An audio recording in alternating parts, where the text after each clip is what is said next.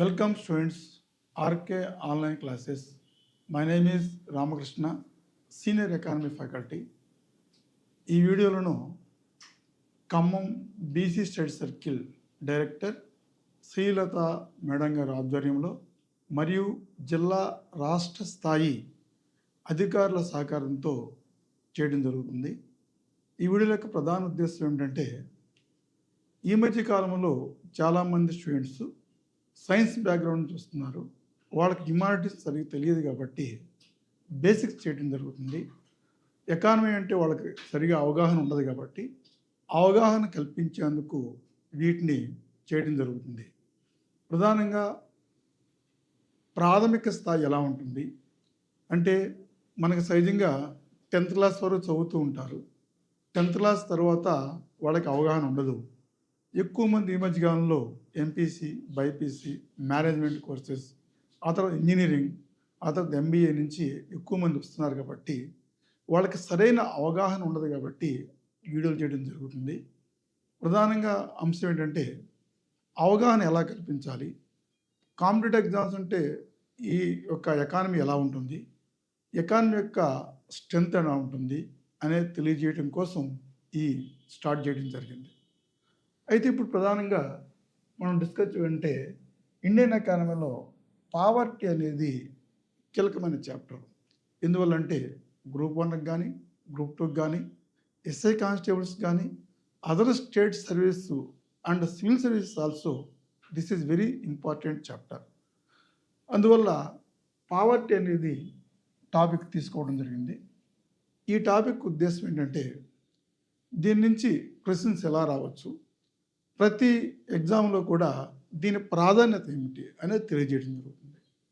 అంటే ఇప్పుడు ఏంటంటే అసలు మనం ఏమనుకున్నామంటే పావర్టీ అనేది ప్రధాన అంశం. ఎందువల్లంటే భారతదేశంలో ప్రధానంగా 1950 నుంచి మనం కనుక చూసుకున్నట్లయితే 1991 వరకు భారతదేశ విధానం ఒక రకంగా ఉంది. 1991 తర్వాత భారతదేశంలో మార్పులు వచ్చాయి. ఈ మార్పుల ద్వారా కూడా పేదరికంలో మార్పు వచ్చింది. ఒకప్పుడు మనకి పేదరిక జనాభా ఎక్కువ ఉండేవాళ్ళు, ఇప్పుడు పేదరిక జనాభా తగ్గింది.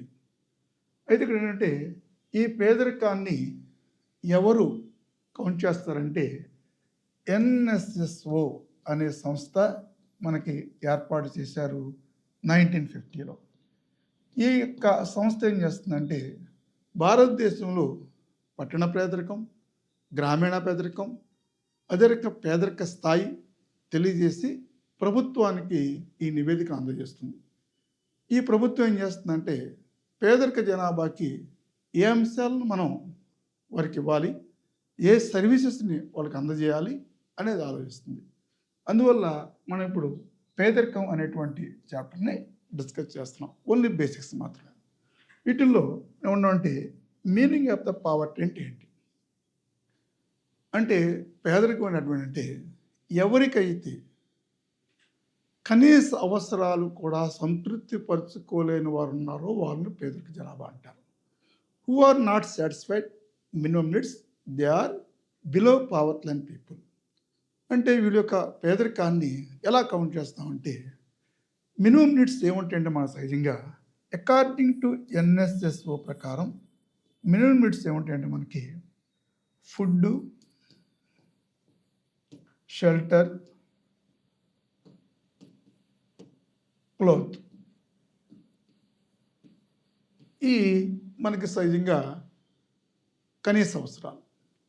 ఈ కనీస అవసరాలు ఎవరికైతే సంతృప్తి పరుచుకోలేకుండా ఉన్నారో ఆ వర్గాల వారిని బీపీఎల్ ఫ్యామిలీస్ అంటాం. ఏమంటాం? బీపీఎల్ అంటే బిలో పావర్టీ లైన్ పీపుల్ అంటారు. ఈ బిలో పావర్టీ లైన్ పీపుల్ మీద ఎవరు ఎక్కువ దృష్టి పెడతారంటే ప్రభుత్వం దృష్టి పెడుతుంది. ఈరోజు మీరు చూసుకుంటే వైట్ రేషన్ కార్డు హోల్డర్స్ కానీ, లేదంటే ప్రభుత్వం నుంచి వచ్చేటువంటి ఉచిత పథకాలు కానీ వీరికి అందజేస్తారు. అంటే ఒకప్పుడు పేదరికం మనకి 90% ఉండే పేదరికాన్ని మనం ఇప్పుడు 21.5%కి తగ్గించగలిగాం. ఇట్లా తగ్గించగలిగామంటే అర్థం ఏంటంటే ప్రభుత్వం అనేక సంవత్సరాలుగా పథకాలను ప్రవేశపెడుతూ ఎవరైతే బిలో పావర్టీ లైన్లో ఉన్నారో, అంటే పేదరికంలో ఉన్నారో, వారందరినీ కూడా అబోవ్ పావర్టీ లైన్ తీసుకురావడం జరిగింది. మీరు కనుక అబ్జర్వ్ చేస్తే ఒకప్పుడు ఒకప్పుడు లగ్జరీ గుడ్స్ నౌ మనకి ఎసెన్షియల్ గుడ్స్గా తయారైనాయి. ఒకప్పుడు లగ్జరీ గుడ్స్ అంటే టీవీ కానీ, ఫ్రిడ్జ్ కానీ, ఏసీ కానీ, కారు కానీ, ఇవన్నీ కూడా లగ్జరీ గుడ్స్. కానీ ప్రజెంట్ ఇవన్నీ కూడా అందరికీ అందుబాటులోకి వచ్చాయి. అంటే అవసరమైన వస్తువులుగా మారాయి. దాని అర్థం ఏంటంటే జనాభా యొక్క ఆదాయం పెరిగింది, పేదరికం తగ్గుతూ వచ్చింది. ఈ పేదరిక జనాభాకి ప్రభుత్వం ఎటువంటి పథకాలను ప్రవేశపెడుతుందంటే బిలో పావర్టీ లైన్ పీపుల్లో ఉన్న వారికి వారు ఏదో ఒక రకంగా వారి కాళ్ళ మీద వారు నిలబడి ముందుకు వచ్చే విధంగా తయారు చేస్తుంది. వాటిల్లో మనం చూస్తున్నప్పుడు ఎన్ఎస్ఎస్ఓ మనకి డిఫరెంట్గా ఇచ్చింది. అంటే ఎన్ఎస్ఎస్ఓ డిఫరెంట్గా తర్వాత ఎన్ఎస్ఎస్ఓకి యుఎన్ఓకి తేడా అనమాట. యుఎన్ఓ ఏమంటుంది చూద్దాం. యుఎన్ఓ ఏమంటుందంటే పేదరికం అంటే మినిమం నీడ్స్ విత్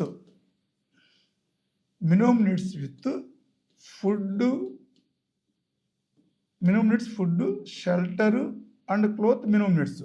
వీటితో పాటు ఫ్రీడమ్, ఈక్వాలిటీ, రెస్పెక్ట్, ఈ మూడు కూడా కావాలంటుంది. ఇక్కడ మనం అబ్జర్వ్ చేస్తుంది ఏంటంటే ఎన్ఎస్ఎస్ఓ డిఫరెంట్ యుఎన్ఓ. ఎన్ఎస్ఓ అని చెప్పింది ఫుడ్, షెల్టర్, క్లోత్ అని చెప్పింది. యుఎన్ఓ అని చెప్పింది ఫుడ్, షెల్టర్, క్లోత్ విత్ వాటితో పాటు ఒక వ్యక్తికి ఫ్రీడమ్ ఉండాలి, సమానత్వం ఉండాలి, గౌరవం ఉండాలి. ఫ్రీడమ్, ఈక్వాలిటీ, రెస్పెక్ట్, ఈ మూడు కూడా ఉంటేనే అతను పేదరికంలో ఉన్నట్టు లెక్క. ఈ మూడు లభించకుండా ఉన్నట్లయితే అతను కూడా పేదరికంలో ఉన్నట్టే లెక్క. అంటే దీని అర్థం ఏంటంటే ఎప్పుడైతే మనం ఇట్లా చూసామో ఆటోమేటిక్గా ఏం జరుగుతుంది, మనకి ఈ పేదరికం అనేది గుర్తింపు జరుగుతుంది. అయితే ప్రభుత్వం ఏం చేస్తుందంటే పేదరికాన్ని ఎలా మనం చూస్తున్నప్పుడు టైప్స్ ఆఫ్ పేదరికం అంటే ఏంటి అంటే పేదరికం రకాలు. ఒకటి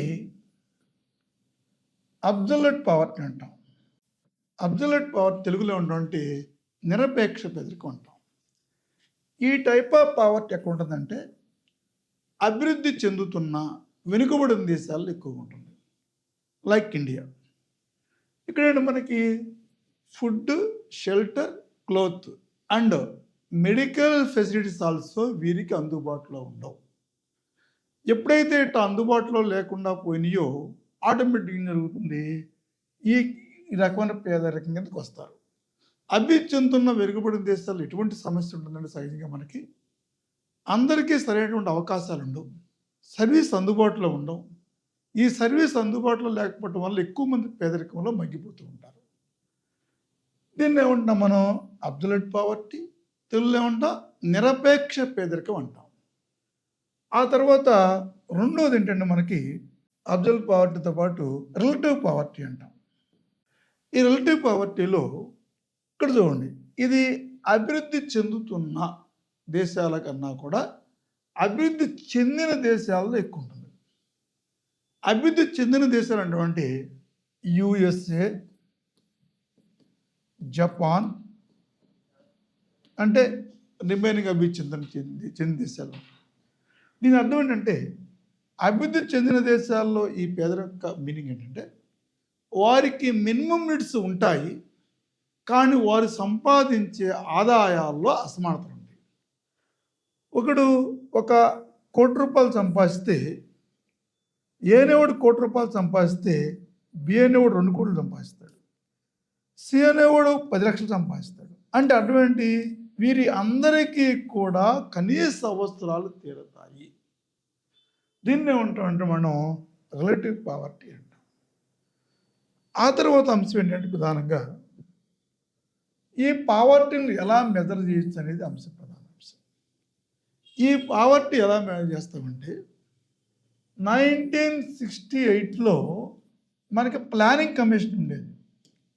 అంటే ప్లానింగ్ కమిషన్, ప్రణాళికా సంఘం.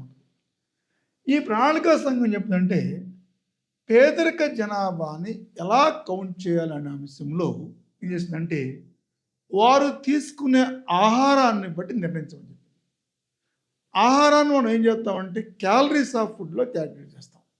ఈ క్యాలరీస్ ఆఫ్ ఫుడ్లో ఏం చేస్తుందంటే గ్రామీణ ప్రాంతాలు ఒక రకంగా ఉంటుంది, పట్టణ ప్రాంతాల్లో ఒక రకంగా ఉంటుంది, పురుషుల్లో ఒక రకంగా ఉంటుంది, స్త్రీల్లో ఒక రకంగా ఉంటుంది. ఇది డివైడ్ చేస్తుంది.